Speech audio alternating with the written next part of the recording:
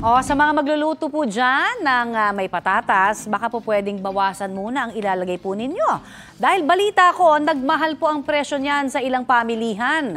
Sa ilang pong palengke, naglalaro sa 160 hanggang 220 pesos per kilo ang patatas.